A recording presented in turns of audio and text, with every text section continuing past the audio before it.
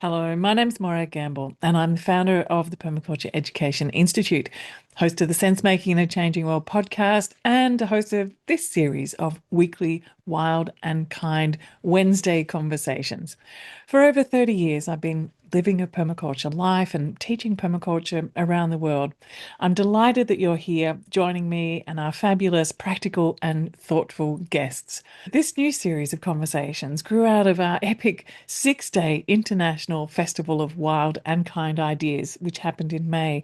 And it brought together more than 5,500 people from around the world and 40 international thinkers and practitioners. This series is offered in the same spirit that guides everything that we do here at the Institute, with care and kindness and genuine love of this work and of being of service to the living world and loving connection with people everywhere who are imagining and living into the possibilities for a thriving future. Please share and myceliate these conversations far and wide. And if these conversations spark something in you, I'd love to welcome you to learn permaculture design, permaculture education, and leadership with me as your guide and mentor. You can begin our program anytime at the Permaculture Education Institute. Just visit permacultureeducationinstitute.org or find the link below. Now, let's turn to our wild and kind conversation. I'm Morag Gamble, and I'm calling in from the unceded lands of the Jinnabara and Gubbi Gubbi here in southeast Queensland in Crystal Waters Permaculture Village, in a little midst of a permaculture food forest in my hand-built solar-powered studio. So it's really, really lovely to be here with you. And with me here is David Holmgren, who is why you're all here, the co-originator of permaculture. But before I turn to you, David, I just did want to say that this is the very first of a series of now weekly, what we're calling weekly Wild and Kind Wednesdays. Many of you might have come along to the International Festival of Wild and Kind Ideas, and thank you for everyone who showed up for that. It was a phenomenal event.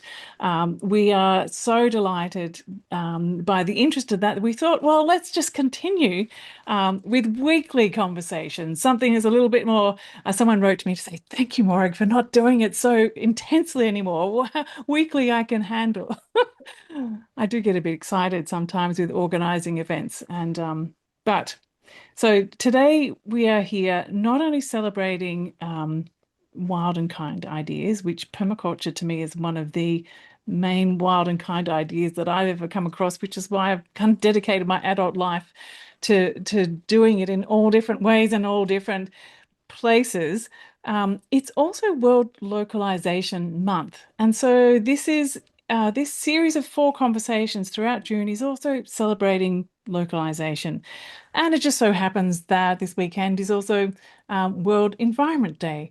So as well as permaculture, localization, and World Environment Day, all of those things together, who better to have in conversation with us than David Holmgren? So welcome, David. Oh, it's a pleasure to be joining you, Morag, and I'm amazed at your energy and enthusiasm. I remember so many years ago when you were one of the new, young, energetic people on the permaculture scene, and you're still at it in so many ways. So yeah, it's a pleasure to join you for this series. Thank you, David. Yeah, I turned 57 this year. Oh, was it 57 or 58? I can't remember anyway, but in my mind, I'm still 27. So, Yes. like permaculture living is good living, I think.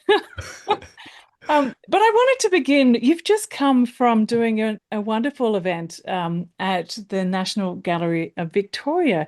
And I wonder whether you could just give us a synopsis of what it was that you were talking about there. Yeah, well, it was only the second time I've been doing something at the NGV, and it was in the Great Hall, and it was part of Design Week, and it was following on from an event in the morning called 2100 Welcome to the Symbiocene, as opposed to the Anthropocene. And it was various speakers responding to this idea of symbiotic relationship between humans and nature, coined by Australian environmental philosopher Glenn Albrecht, who I'd actually never met. And so it was interesting to see all of these different speakers responding to this idea from with various views of the future. So backcasting from 2100 and I mean, a lot of the things seemed a little naive, techno green, very urban focused, but that's fine. And then in the afternoon, the Director of Contemporary Design and Architecture at the National Gallery, Ewan McEwen, was interviewing me. And it was, yeah, really interesting to sort of reflect on the ideas. And he was looking back over, yeah, 50 years of permaculture too. But what was really interesting at meeting Glenn Albrecht is that he lives up the mountain from my old friend and mentor, Stuart Hill. And he has acknowledged Stuart Hill as, of the people who've sort of directly influenced him rather than people at a distance as one of his great influences in social ecology. But it turns out that Glenn Albrecht was also the lecturer who Ewan McEwen studied under at Newcastle University at the same time that he did a permaculture design course with Max Lindiger at Crystal Waters when he was 19. Oh, gosh. And on top of that, Ewan McEwen used to be a neighbour of ours here in Hepburn 25 years ago. So it was this amazing connection and, yeah, very interesting to meet and make that connection. Because, of course, Stuart Hill wrote the foreword to my book, Principles and Pathways Beyond Sustainability in 2002. And Stuart Hill is, I think he's now 85 and still active in the ideas world, living to the Indeed, Blue and Mountains. he joined me on the podcast, the Sense Making a Changing World podcast, Ah, not that long ago. So if right. anyone wants to have a listen into Stuart's perspective on permaculture, you can Yeah. go and have a listen there. David, you now have aroundish 5 decades of perspective on permaculture. As you were saying, part of this event that you were at was reflecting on that.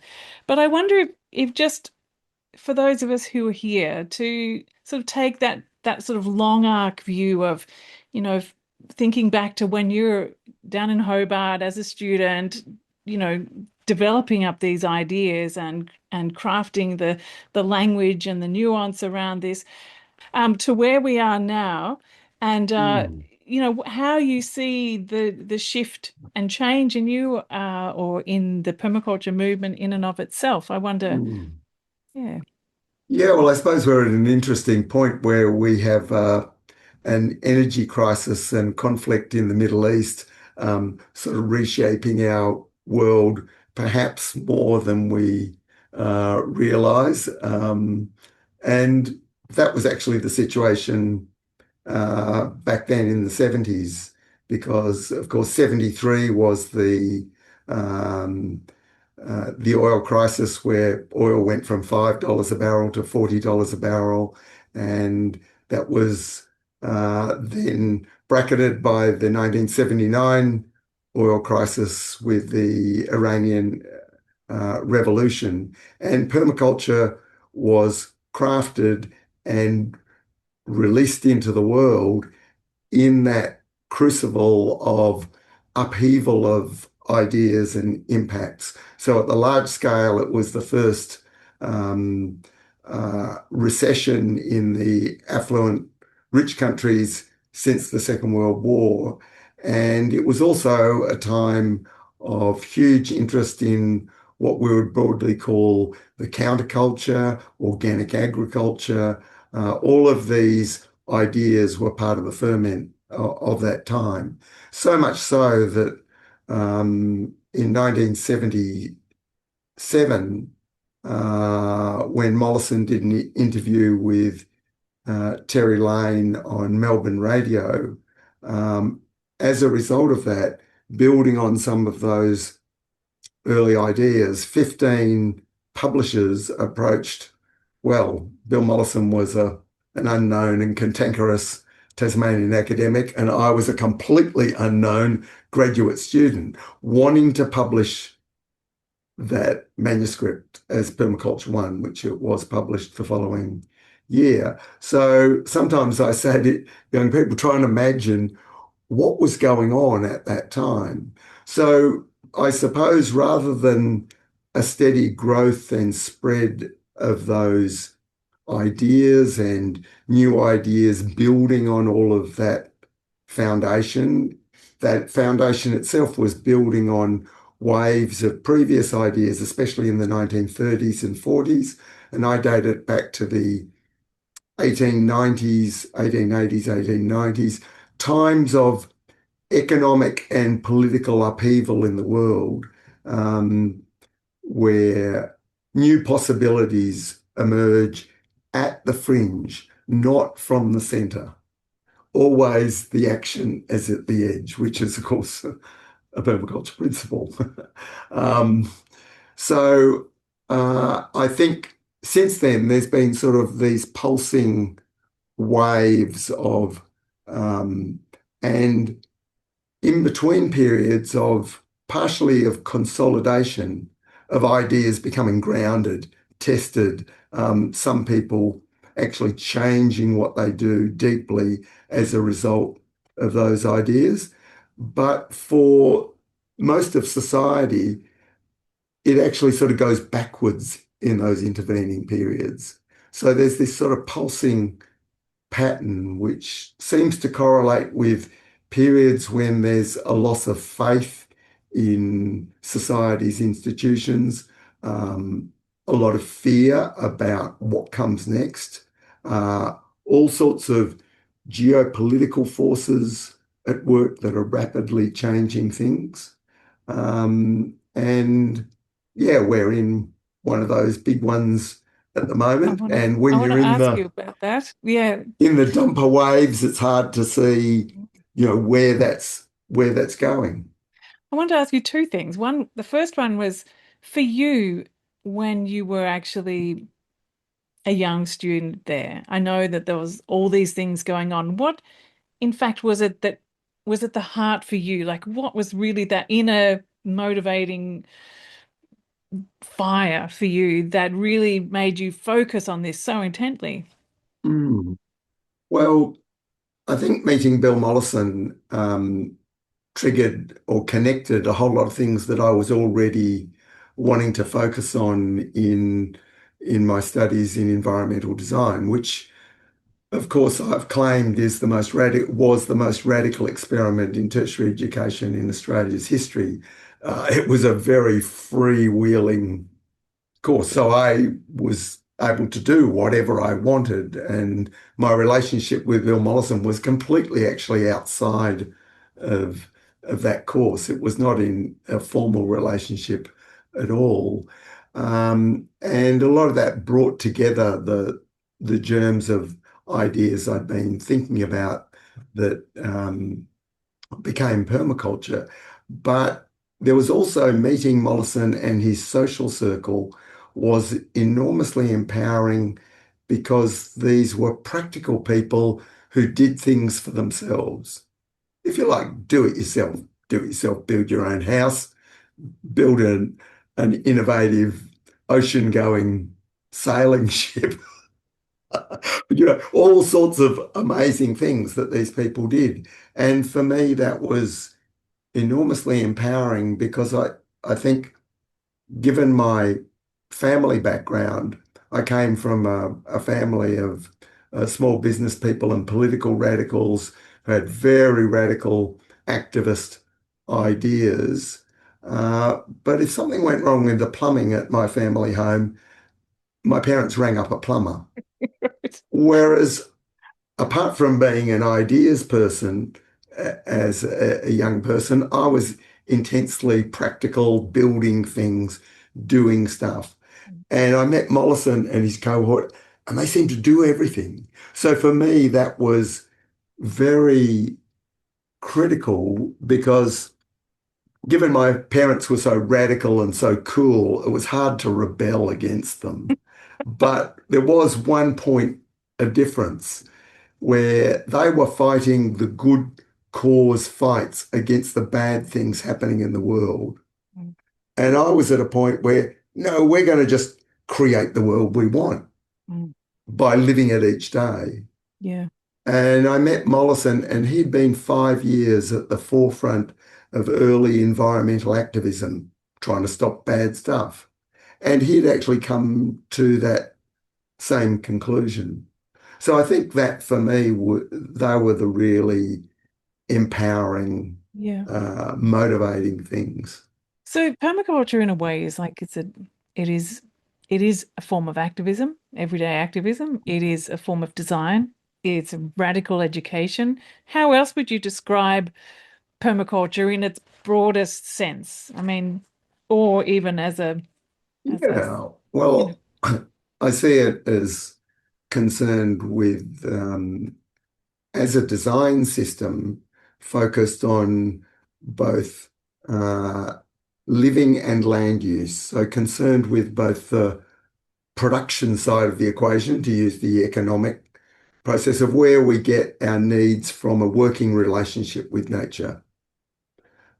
And by nature, I would include the non-renewable, if you like, dead nature of rocks and minerals and fossil fuels, as well as all the living nature, where um, the environment of, I suppose, people, think of that in that way. But it's also how we live, how we think about things, most importantly, how we organize ourselves in society, but especially at the most fundamental levels in our relationships, in our household, families, small business, how those things model larger forms of organization and the way we perceive things, that is really malleable and changeable. Whereas when we're dealing with the environment, if you like, then the laws of physics and the laws of ecology can't really be swept away. You deal with the material reality, but internally we can experience things and change how we relate to things and redesign ourselves more than we can redesign nature. So I see it as concerned with both those. well, I wanted to ask you then, because it's an obvious question, but how is it then that permaculture seems to have been ended up looking like a gardening system in lots of people's Ah, minds? And how, yeah. where did that kind of land and how do you unpick Mm, that when you're speaking with people? And not to dismiss gardening because, like you can find a mm, world in a garden, you can connect with everything through a garden, mm. but I wonder how that happened and how you disentangle those conversations or add to them. Yeah, because permaculture started in relation to this question of that an understanding that agriculture was the most important and the most destructive activity on the planet, that had undone civilizations over the last 8,000 years. It was a supercharging up of human activity, and then industrialization with fossil fuels was taking that to an explosive new level. But this problem of how, through a working relationship with nature, we provide our most fundamental needs, and our most fundamental need is food. Um, you can say, water and all sorts of things, but really, access to water is not a hugely difficult problem in spite of the water crisis in the world. Because food is so critical and central to the environmental dilemma. Um, we focused on that. And within agriculture, gardening is well proven as the most sustainable form of agriculture that can be done more or less anywhere in the world. And it remains the way of providing some needs for people outside of monetary economies in the household and community economy. It's also, in terms of introducing permaculture as a radical or revolutionary idea, gardening is not very threatening, and some people have retrospectively said, oh, permaculture is revolution disguised as gardening. But it also doesn't require that we sit down and come to an agreement about what's right and wrong in the world and how we're going to solve it all to actually have some common ground with people anywhere in the world through that sort of working relationship with nature. It's also bringing those of us who exist in our heads a bit down and getting hands in the dirt, doing things that are physically engage our bodies and ironically are actually very radical given how removed people in the modern world have become from their sources of sustenance.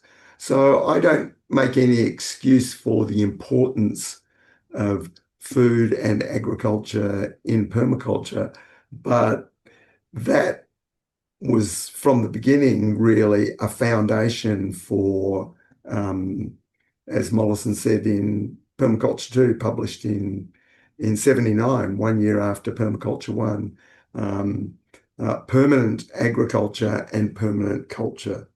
So that word permanent, of course, was before a decade before the sustainability discourse. It's a conversation that comes up quite regularly in where I go. People say, "Why permanent? Permanent seems to be so fixed, and it's not fixed." And yeah, so you sort of have a Yes, dialogue around that. But I wonder how you respond to that word permanent, because, like you said, it was of its time. We didn't do the regenerative word or even the sustainable word. It was permanent, something that will mm, continue long into the future. yeah. Yeah, so and all those criticisms are valid, and I think the word permanent can be traced back to one of the key influences from that earlier wave that led to organic agriculture in the 1930s and 40s. And one of the key books of that time was Tree Crops, A Permanent Agriculture, uh, which was, of course, one of these core ideas that part of the problem of agriculture is that it's over dependence on annual plants, which don't provide as many environmental services and hold land and build soil as easily as perennial and especially trees do. So that idea, could we redesign agriculture so we get more of our needs from perennials and trees, was of course that core idea, that seed that started permaculture. And so we were sort of drawing on that word, yeah, from uh, Yeah. Russell Smith from the 1930s. Yeah, that makes sense. I want to ask you then too, because there is so people are finding it, particularly younger generations, but many people are finding it harder and harder to access land now, and the prices of housing is going through the roof. And how do you talk about landless permaculture or people who don't have Mm, access directly to land? Like, mm. what do you what do you recommend in that? I know community Yeah. gardens is a big place, or land sharing is a Mm. possibility, but I wonder what's your take on landless permaculture? Yeah, well, I think the whole notion of land ownership, of course, is a very slippery idea. And even through the 20th century, there's places in the world, including affluent, early industrialized places like Germany, where in the 20th century there were four different land tenure regimes where like the land ownership all got wiped out and replaced by something else. Whereas we still tend to think, especially in Australia, that land ownership is it's sort of like a law of nature or something. It's not. Um, and of course, most sustainable indigenous cultures and cultures of place saw a different relationship to land, both in terms of moving through it and different use rights rather than full sort of ownership. Um, and that was very influential in one of my early mentors, Hakai Tane, who in some ways I regard as my second mentor in permaculture, even though I introduced him to permaculture. He suggested that the broad scale vision of permaculture, of all of these integrated land uses working together, of forestry, farming, grazing, beekeeping, aquaculture, all being interthreaded, was very difficult to bring about in separate freehold ownership parcels, and that we would need some sort of different tenure system that would be more like tenure systems in traditional societies, and more like something like eco-village designs and ownership patterns where there's use rights. Mm. And a use right is not is something that can flexibly interflow through different types of ownership. Now that may all seem really abstract, but I see it more practically. I can remember visiting friends in Hobart when I was no longer living in Hobart and turning up with a big sack of walnuts. And they say, "Oh, where did those come from?" I said, "Oh, you folks don't even know where there's the walnut trees overhanging the fences in your own territory," because I'd harvested them from places I knew. Um, so I think that relates to my journey with reading landscape and the film Reading Landscape with David Holmgren, that we should treat the whole landscape as our textbook, our source of knowledge, but also that we have some capacity to do things, especially in the common. And certainly at Meliadora, we're on 2¼ acres, just under a hectare, but we're surrounded by unmanaged public land, or it was when we came, covered in blackberries and gorse, and then public land extending down from that that people in the past had managed, sort of like an old English common, but really land, crown land just abandoned after the gold era. Um, and then when affluence came to Hepburn, everyone gave up their house cows and cutting firewood and doing things on the common, and it all grew over and became wild. So we sort of have reoccupied that, not as owners, but with other people in the community doing things, planting trees and doing things while accepting that it's not our land personally, it's all of our land. So I think different ways of thinking about that, as long as, along with all the practical partnerships that, look, someone already has their name on that funny little bit of paper called a title document. Why not work with them rather than selling your soul to borrow money to try and get your name on title to land at the ridiculous, unreal, and unsustainable prices that land is. So I think there are many opportunities to go about a permaculture journey and still be land focused and land based. And of course, there's other ways to apply permaculture, which are not so much land-based, but plenty of opportunities. Yeah.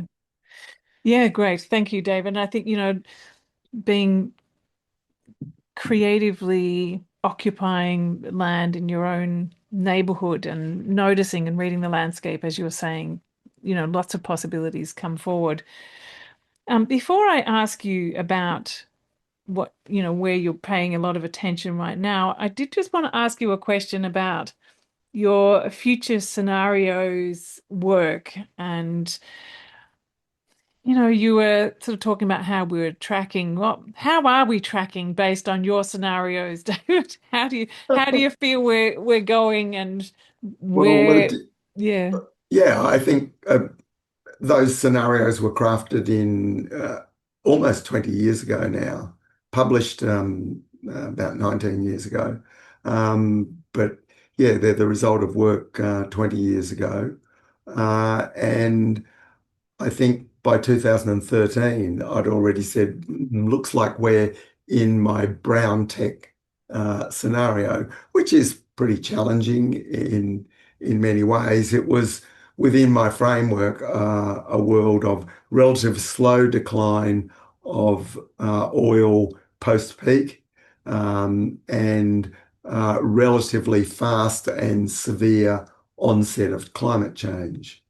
Um, and I still think that is pretty much as things are playing out. And that's a world where I suggested there would be many crises, both natural and geopolitical, and all tied together through those, what I saw as the two big fundamental drivers of peak oil and climate change. There's an awful lot of focus on climate change and the um, unreflected assumptions about that because it's now become uncool to reflect on them for risk of being called a skeptic.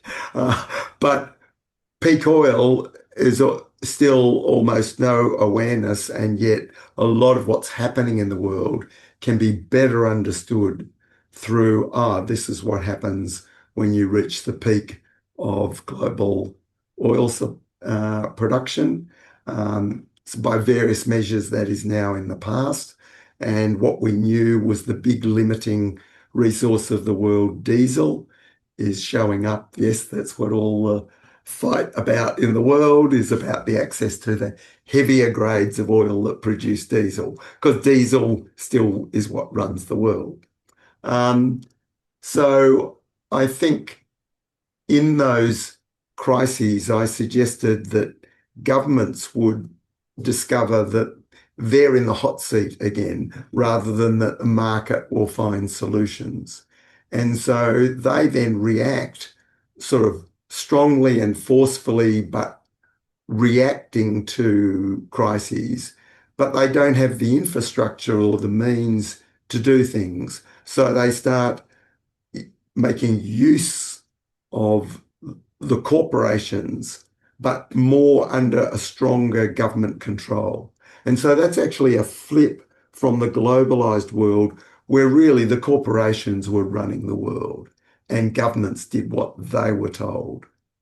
So this battle for between various aspects of globalized control of the world, and a lot of people can see that as various positive aspects of global governance or negative. It doesn't matter. It's this battle between globalist forces and what I call sovereigntist forces who say, no, we are a nation, we decide what's good for us, and those resources, we manage them in ways that are in our interests.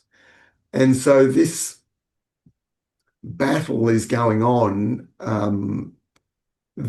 at levels obviously well above us, but at the personal level and the local level, I think it means that we find ourselves often in choices between a fork in the road where you can be inside the system and you are promised more safety, security, certainty, but everyone needs to climb into a tighter straitjacket.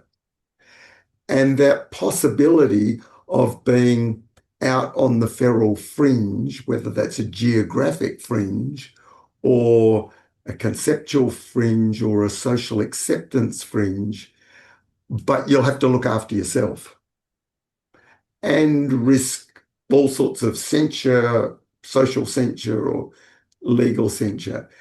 And so this dynamic, which I see as sort of like a schizophrenia, not necessarily in the person, but in society as a whole. Because what the system is trying to do, without it being necessarily planned or whatever, that the system is overloaded, is under stress. And whether it's the health system or the education system or the food supply system or whatever. And so if people go away and look after themselves, that actually is a pressure release valve. But on the other hand, the system needs everyone in the tent for the economies of scale, at the supermarkets to work, and all sorts of things need everyone in the world to be part of the global economy or part of the national economy. So there's this tension between forces that are bringing people into a tighter system, and of course efforts to reform that and control it and which way it's going, and people who are building things at the fringes or in the shadows. And I think this is very similar to what happened in Roman times, where what had been one of the great privileges of the ancient world is to be a Roman citizen became a burden, largely through tax burdens and different things. And eventually people bailed out progressively of being a Roman. And what did they become? They became barbarians. Now, of course, that's a very loaded word, but they sort of moved outside the system. They started to do things for themselves in the grey economy, and it was tough too. But that's, I see, where more and more the systems are becoming dysfunctional, even when there's good intentions behind them. And people go, hey, let's just do this informally, whether it's like, let's fix up an old warehouse or a house to live in, because building a new ecological cool house is too expensive, too much regulation, too many restrictions to do creative things. So the creative things are happening at the So, fringes. so it sounds to me like the theory of change is in it's the submergence or if you think about there's these sort of islands of coherence that become visible, that like here's the project here that you notice, or another project there, like this sort of the mushrooming, but what's going on, this myceliation of all these projects that are kind of going underneath the radar and connecting and doing Mm, things quietly, radically, mm.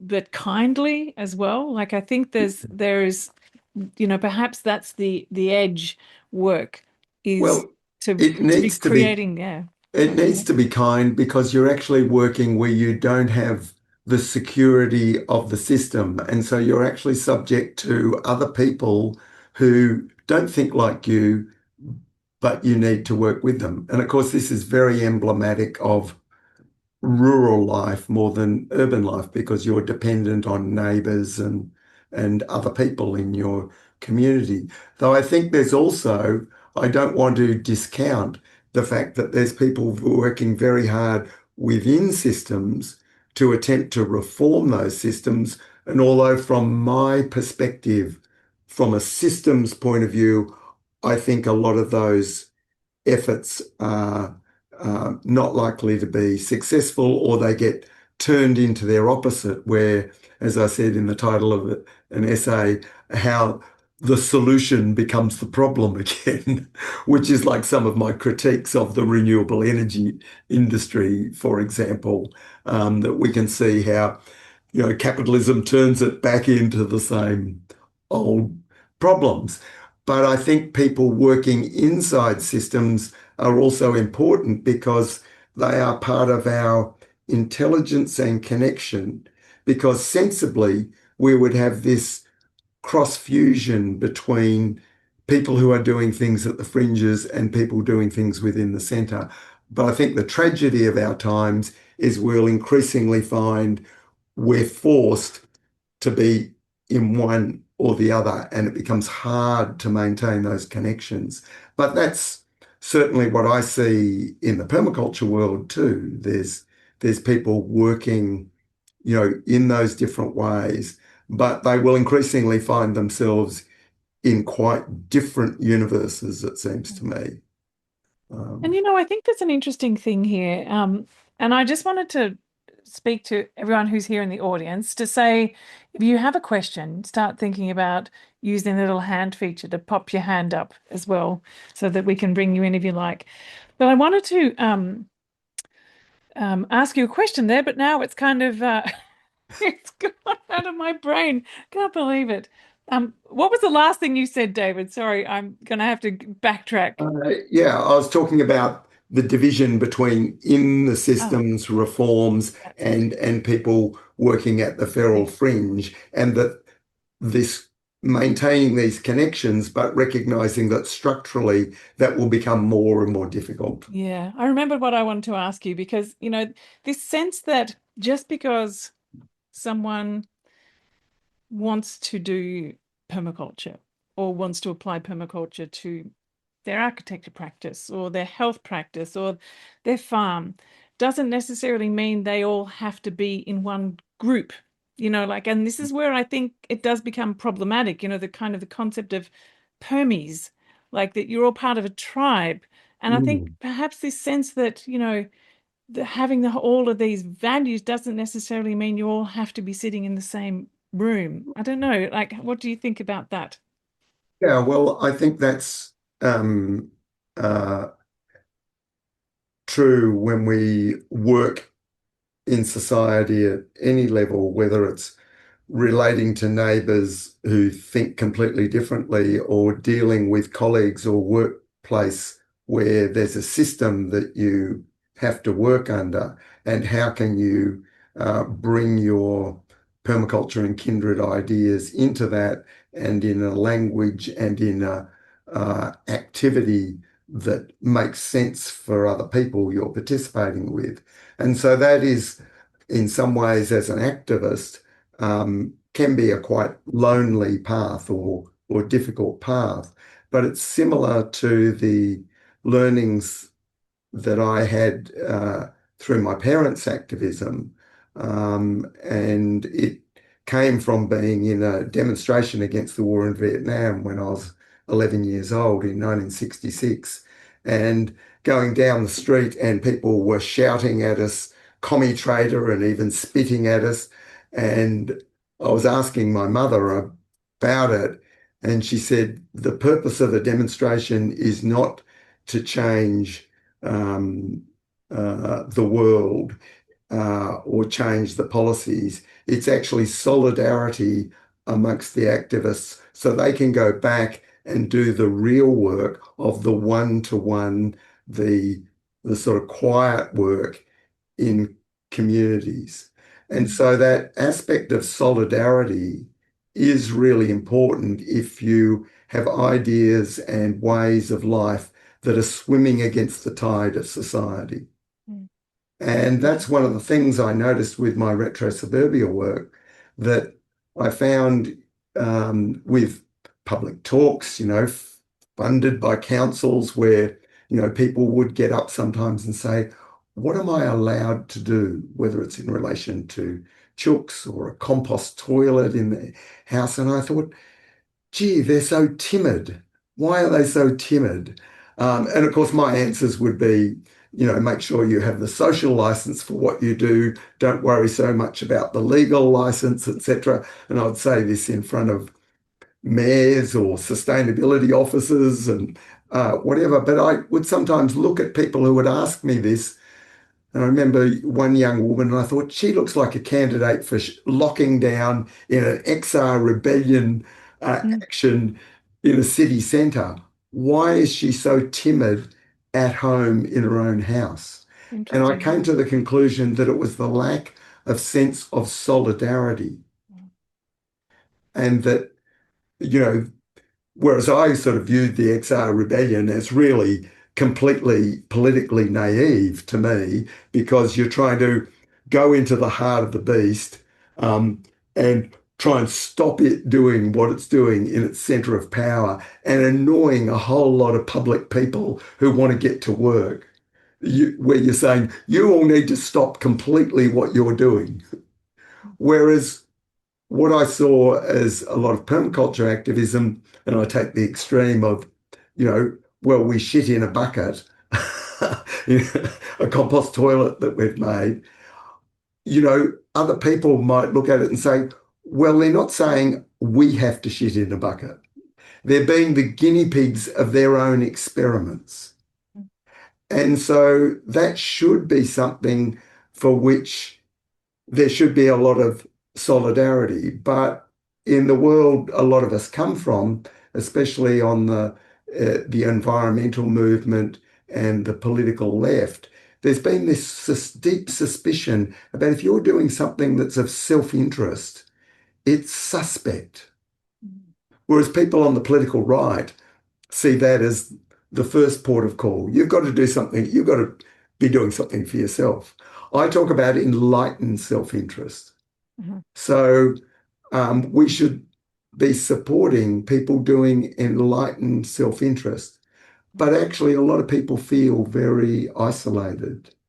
And of course, permaculture has been one movement that's provided people with a sense of solidarity around being a lone experimenter or being somewhere different. But of course, you can't live in that world. You must engage with, you know, Well, it's a deep other sense of coming people. home to a lot of people, I think, like to like a set of values or to like, oh Yeah. yeah, this feels like how I want to be spending my life or how I want to be in Mm, service to the world or how mm, I want to connect with people. This feels like it's remembering how it is to be really truly human, I think, mm, in the world that we find ourselves, in the mm. natural environments that we find ourselves, which is I wanted to ask you just before we go to questions, and please, I can see Jane. Hi, Jane, has her hand up. Anyone else who wants to grab their hands up, please go ahead and do that. But I wanted to ask you, we were talking before we switched on then about novel ecosystems, and this is Mm. something that you're spending, quite a bit of time thinking about at this time. And I wonder whether you just speak a bit to that. Yeah, well, it's been part of my life's work of looking at the way in which nature spontaneously heals and responds to disaster and degradation, including things caused by humans, and rebuilds soil and water in ways that are quite extraordinary. And so my life's work has involved that from a theoretical point of view and right through to practical engagement in working on the public land near us and other pieces of land. And I think when people ask me what are the things that keep me motivated or positive when I have such a sort of a dark view of the state of the world, and permaculture was predicated, of course, on a dark view of the state of the world. And one of those things I say, of course, there's all the amazing things that people have done with permaculture, but I go back to through that reading landscape, seeing what nature does spontaneously in rebuilding diversity, rebuilding productivity, bringing species together to create new ecosystems that conventionally is understood in environmental thinking as all being a sign of the collapse of nature. And yes, there are all of the impacts and the loss of biodiversity and all sorts of things that are well documented are real, but we don't often hear, let alone see a lot of these processes of what is now scientifically called novel ecosystems, which is 30% of the planet, is not something managed human systems and not pristine original ecosystems, but something new that's developing out of both indigenous ancient species and newcomer species. So that gives me a lot of hope. And it's also the big laboratory where nature's at work, which can inform what we do in our more small efforts at permaculture design. So yeah, I see so many positives in that. And if people could see and appreciate those, it would be a little bit of a counterbalance to the sense of nature and the world falling apart. Mm. So where do you then describe, because rewilding is a term that's used a lot, Mm, particularly in the UK, and it hasn't really landed so much here, and it's sort of sometimes seen as a problematic term because, the indigenous community saying, well, it wasn't wild before, it was a tended landscape. And so yes. I wonder, how that word is landed for you within the permaculture ecosystem of terminologies and ideas. Yeah. Well, I think part of letting nature do its thing again is is a deep part of the the the zone five concept in permaculture. And so it is a stepping away from whatever the current cultural framework of what's good, what's bad, what needs to be more of, what needs to be less of, letting nature do its thing. But that thing will not be necessarily exactly what it was at some historic reference point in the past. And then there's a zone four, which I see as the managed wild, where largely it's processes that we don't have control over and we're a small part of the system, but it's our job to intervene in the best way we can with our limited uh, resources. And so um, I think that aspect is a different critique to the idea of imagining the world as some sort of wilderness without people, which obviously not just Australia as uh, the greatest, the biggest estate on earth, as um, historian Bill Gamich coined it, the oldest continuously managed cultivated landscape. Uh, but everywhere in the world, uh, people were working with uh, their landscape. And I think that a lot of those traditions included things where we worked against forces, but because we weren't so powerful, we had to, in a lot of ways, accept them, like peoples who came to terms with smart, big mammalian predators like tiger cats in India, but people managed to live with those without going, oh, we have to sort of get rid of all them, or oh, we can't work in the landscape because there's these lethal animals around. Those sort of relationships where it's very clear that we are not in control, and re-establishing that aspect of rewilding, I think, Yeah. is very Yeah. important Not being because in we're not in control. control anyway. No, no, it's a There's much state of larger mind. forces at work in the world and in Yeah. the solar system that maybe, forces that can easily sweep us aside and in much more dramatic ways even than people are imagining through human-induced climate change. Yeah, thank you, David. I'm going to bring Jane in now. I'm going to add a spotlight to you. There we go. Hi, Jane. Lovely to see you. Welcome.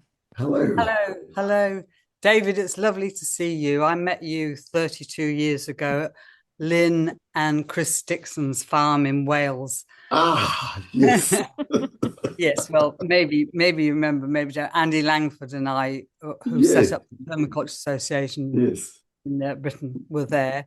And the thing I most remember about that is you took us into a monocrop forest that was being grown for paper production, timber production, and we were all like right on Permies, and we were all like, whoa, and you went like, don't diss it, there's life here, and you showed us so much that was actually going on there that we hadn't noticed. So I never forgot that Oh, lesson from thank you. you. And coming back to what you said right at the beginning, that we can redesign ourselves more easily than we can redesign nature. When I give introductory talks on permaculture design, I always say I'm a permaculture designer, but I'm not a gardener. I mean, I do grow a bit, but I live Mm, right by the woods with deer, so it's very mm, limited. But my own business is called Marvelous Meetings, and Andy Langford and I wrote a booklet called Designing Productive Meetings and Events, because although we're not in control of nature, we can control ourselves more or design ourselves more to be more intelligent on how we work together. And I've seen a lot of co-housing, eco-village, community garden projects fall down because of the ways in which people meet without using permaculture principles as the basis of how they mm. interact with each other. It's been a joy to hear you today, David. Thank Thank you, you. Jane. Thank Thank you for you. jumping in. And thanks for your amazing work over all these years. Yeah, thanks, Jane. I'm going to, Claudia, are you able to open up your, there we go. Now I should be able to add you now. Add spotlight. Hello, Claudia. Thank you, David and Morag. Wow, great inspiration. Can you hear me? Yes, we can. Yes. Yeah. Thank you. So going back to the thing that you were talking about earlier about this kind of when people are engaged and they're doing like a demonstration or something and they're together and they feel like they've got a lot more power, but then the kind of lack of agency when you're doing permaculture on your own. So I've been doing permaculture. I guess I'm the same generation as Morag, and I've been doing it only for 25 years, so not nearly as long. But it's kind of interwoven so much in my life that I can't disconnect it at all. It's impossible, Mm, as you know.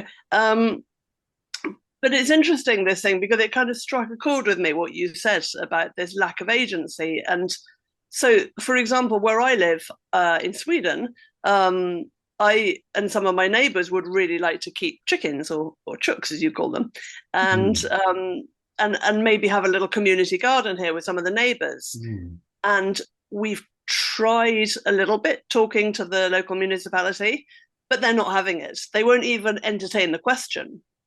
Although I've noticed that some of our neighbours around here, so we live in an apartment block, some of our neighbours who live in a house, in houses, they do, they are able to grow whatever they want and keep their chickens. So it's a curious thing. And I'm just wondering if you've got any tips for people who are very connected with permaculture, who want to do permaculture where they live, but maybe feel a little bit disconnected. So I live in a city, but I live on the edge of a city. mm. And it's, yeah, I guess how to phrase the question in a way that you're likely to get a positive response. Do you know what I mean? Well, certainly in countries, affluent countries like Australia and Sweden, the constraints on what we can do are certainly very strong. And we've, in the Australian context, found that asking for something that is not in the current framework just automatically leads to a no answer. And certainly in the Australian context, there's a lot of signs, even from people who are regulating, don't ask us.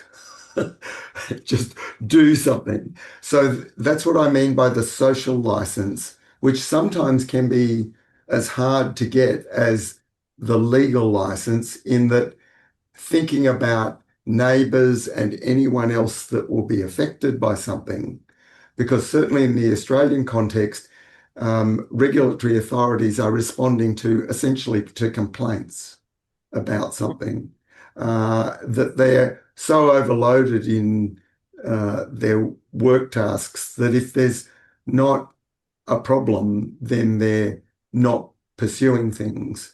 Certainly we have some fairly substantial examples, like Verge Gardens in Western Australia didn't come about because people went to the council and said, what am I allowed to plant on the small piece of public land in front of their house? People just started doing it, and it became such a mass thing that eventually local government developed guidelines for, well, this is what Verge Gardens should be like. So we see those small experiments are the stepping stone to hopefully changing the regulations to allow things and support things that are positive. But also have to say that, like, my whole retro suburbia strategy was partly a response to a lot of different things, but that the era of like really creative ecological owner building in this country, I see as largely in the past. Now, that might be shocking to many of my colleagues who are, part of those industries, but when I see what happens in Latin America, on a teaching and study tour there in 2007, and the creativity that's possible in a context where there's not such tight regulatory constraints. And certainly in this country, we're finding those constraints are becoming more and more extreme, and we can understand how they are necessary and need to be even stronger for controlling global corporations and things done at enormous scale. But we also see how that regulation is almost always eliminating the most creative edge and experiments in any industry or field. And so in countries like Brazil, we see amazing creativity in bioconstruction, ecological building than we see in countries like Australia and Sweden. This is part of the ups and downs of the places we live. But yeah, I think that social license of building strong relationships and networks where others will not necessarily 100% support or want to be involved in what we're doing, but don't see it as adversely affecting them. Yeah. And as I say, that can sometimes, in some situations, be quite difficult.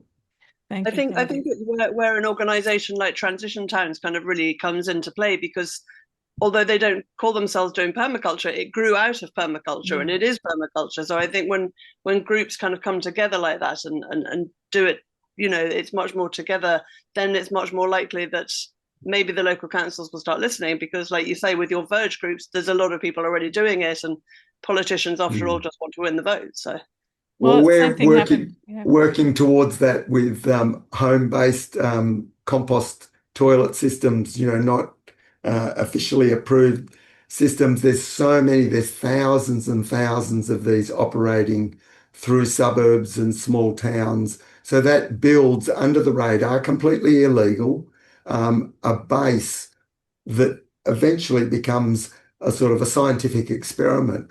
Oh, what have been the problems with this experiment? And that builds the possibility that you can then change the structures. But even if it doesn't, it builds a culture which is a little bit foreign in countries like Sweden and Australia, to be outside the law, whereas going to countries like Mexico and many countries in the world where people accept that good things that need to be done, sometimes they're just illegal and it's the only way to do something. Very cultural. Thank you, David. Thank you, Claudia. Now, I realize that we've gone over time already, and Liz has her hand up. Liz, I wonder whether you could essentialize what you wanted to say. Can I Let say me just how bring much you respect in. I have for David and for you, and for what you offer, David, and what you've offered over so long. Do you want to really sit with your negative comment about XR? Because what you've just been saying is exactly the same thing, I think. And here in Marybeck, we've done that where we do things and then the law changes. And even the things like a compost toilet will annoy people. So do you want to stick with your comment about XR? Well, at the time of the convoy to the Adani convoy, and I had friends and colleagues, permaculture colleagues, who were joining that. Like coming from a second generation political activist family, sometimes people say permaculture is naive politically. Well, actually, my assessment was that the Adani convoy was just doomed to produce really bad reaction in the North Queensland community. The whole idea of people coming from somewhere else to say, no, this, what a lot of people there saw as economic opportunity for their region,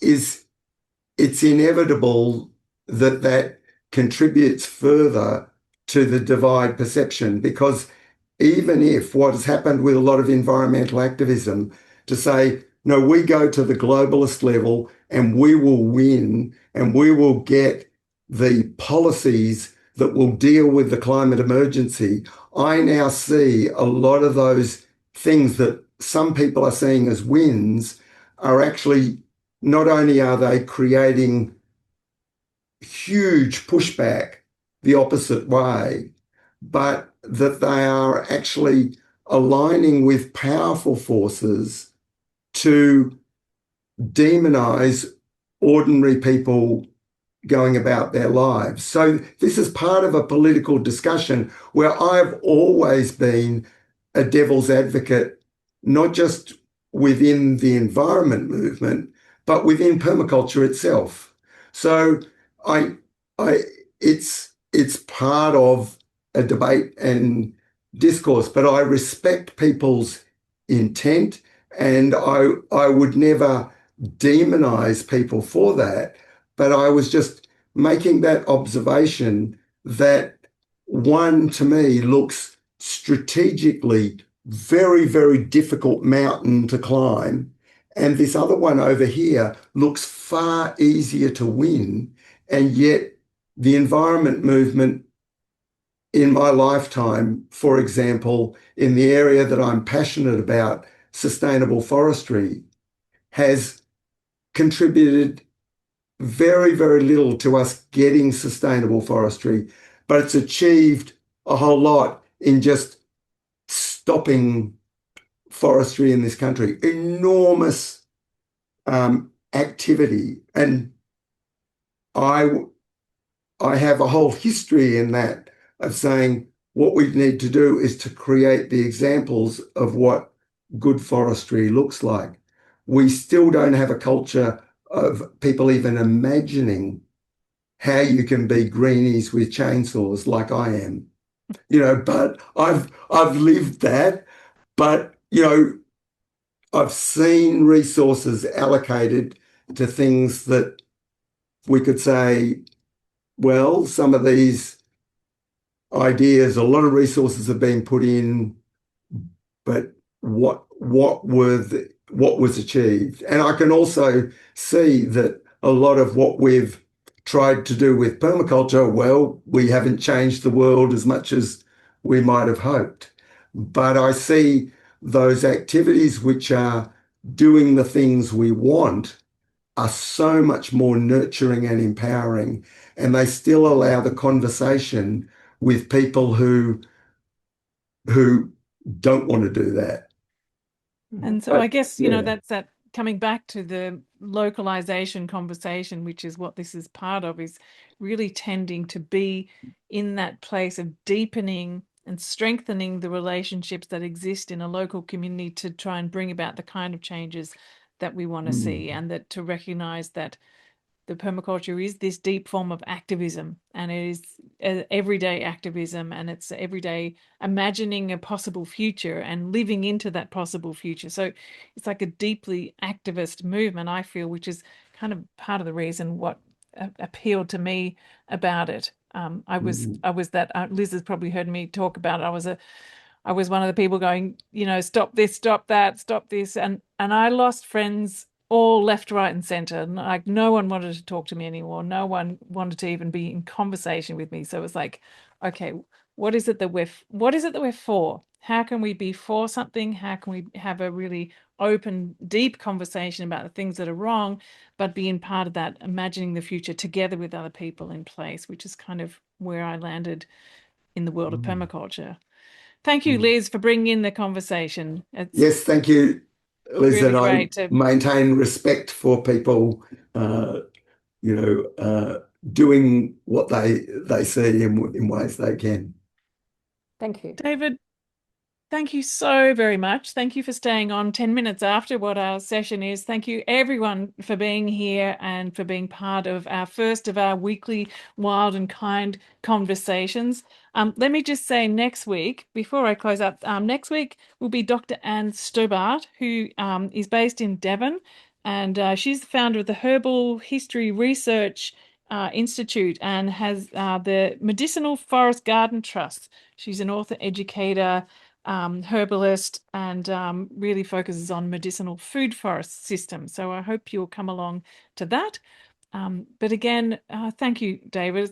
As always, it's great to be in conversation with you. And I think we traveled a lot of different places, from the beginnings of permaculture to possible future thinkings. And yeah, thank you so very much. And thank you, everyone, for being here. Thank you. Absolutely fabulous. Thank you so much for being here as part of this Wild and Kind Wednesday conversation. If you'd like to dive into this work much further, come and join me at the Permaculture Education Institute. We have courses that weave together permaculture design, permaculture education, permaculture leadership, permaculture livelihoods as a way to really embed this into the place that you are in and the work that you're doing, or to shape something new, something uniquely you.